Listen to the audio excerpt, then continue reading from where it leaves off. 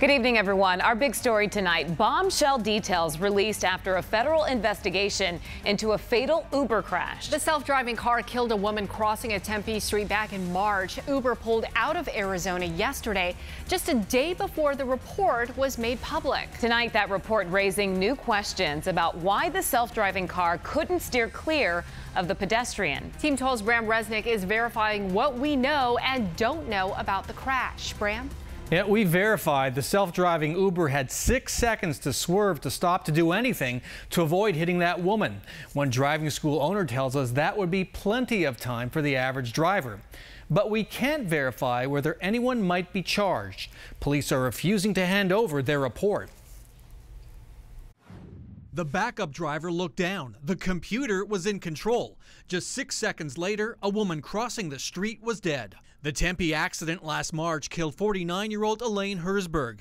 The self-driving Uber vehicle slammed into her going 40 miles per hour. Here are the key takeaways from the National Transportation Safety Board's preliminary investigation.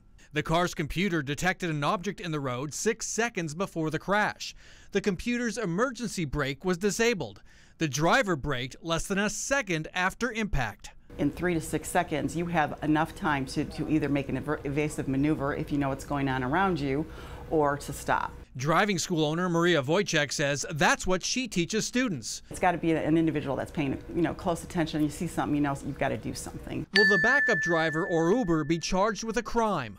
Less than 24 hours after the crash, Tempe Police Chief Sylvia Moyer rushed to judgment. She said the accident appeared to be unavoidable.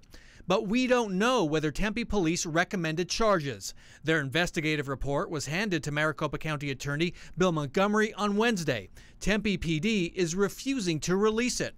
What about Governor Doug Ducey? He lured Uber to Arizona 2 years ago with the promise of no rules for the road. But you saw what happened with the human in the car in this case. Well, yes, and it's a tragedy, but we have tragedies on our roads every day with humans in the car. That was Ducey's reaction 4 days after Elaine Herzberg was killed. He quickly shifted into reverse, suspending Uber's self-driving privileges. Now Ducey spokesman says the NTSB did not provide any decisive findings or conclusions. We await the more thorough and final investigative report. And regarding that Tempe police report on the Uber crash, County Attorney Bill Montgomery has threatened police departments that release investigative reports before he decides on charges. Courts have ruled those reports are public documents. 12 News will pursue the release of the Uber report. Let's send it back to you.